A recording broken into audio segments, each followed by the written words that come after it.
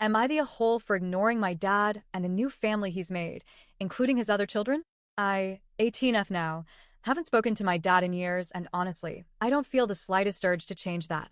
But now, with messages piling in from him, his new wife, and even some extended family, I'm starting to wonder if I'm being too cold. So here it is, everything that led to me cutting him off, and why I still don't feel bad about it. When I was 10, my little sister passed away. She was only 3 years old.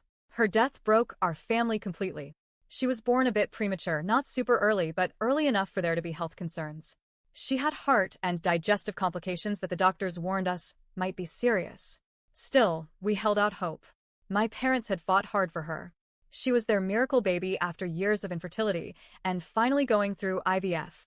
And then, just as it felt like we were settling into being a family of 4, she died. The official cause was a mix of complications from both her heart and her stomach. It was sudden.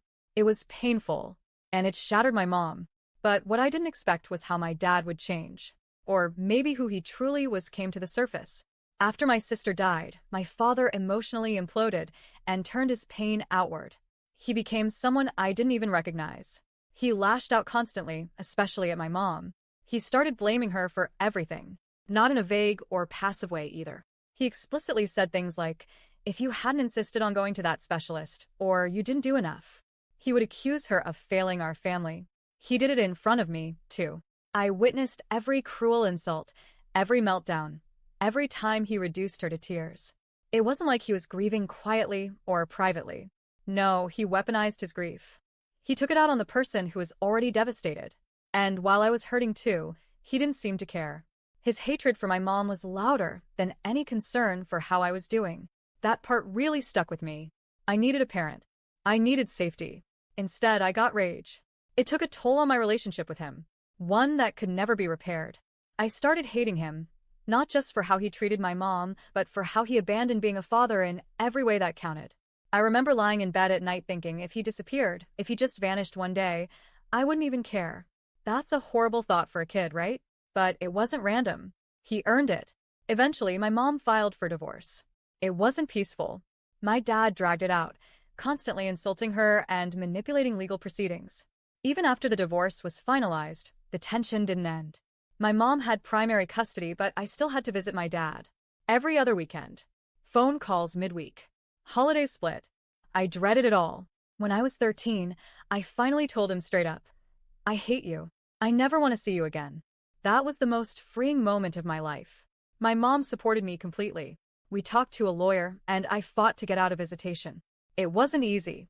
The court system tried to enforce contact because children need both parents, but I didn't want a father who only brought pain. I fought hard.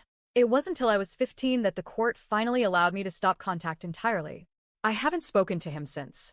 Now he has a new life. He got remarried a few years ago. He even has another child, maybe more, I honestly don't keep track. He sent me an invitation to his wedding. I ignored it. He sent a message when his child was born. I ignored that too. Over the years, he's kept trying.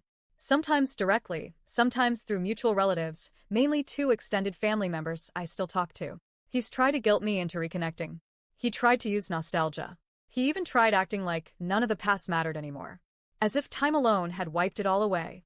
But I've stayed firm. I don't want a relationship with him. I don't want one with his new wife. I don't want one with his kids. I don't even want to know their names. Then recently, his new wife found me online and sent me a long DM. She said my dad never stopped loving me. That I had to understand he was just grieving when he treated my mom the way he did.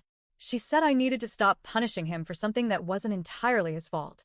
She asked me, begged me, really, to consider her child. Said it wasn't fair for them to grow up never knowing their big sister. That they're innocent, and I'm the only one keeping them from having a chance at a family bond. I left her on read. After that, one of the relatives who still talks to my dad called me selfish. They said I was weaponizing my pain, and that I was doing exactly what I claimed my father had done, hurting innocent people because of my own wounds. They told me it was time to heal. That I needed to forgive for the sake of the children who didn't choose any of this. But here's the thing. I didn't choose it either. I didn't choose to lose my sister. I didn't choose to be stuck in a house full of screaming and verbal abuse.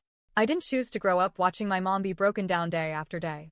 I didn't choose to spend my childhood begging for peace and getting silence in return. So no, I don't feel guilty for setting a boundary. I don't feel sorry for staying away. And I definitely don't feel obligated to form a bond with my half-siblings. They are not my responsibility. I don't owe them a relationship just because we share DNA. I'm not their big sister. I never was, and I never will be. So now, with all of this pressure and guilt coming at me again, I'm here asking, am I the whole? Because I feel solid in my decision, but when people call you heartless enough times, you start to question if you're just protecting yourself or being unfair to people who weren't even there when the damage was done. I don't know if I'm the villain. I just know I'm tired of pretending like I owe love or forgiveness to someone who ruined what was left of my childhood.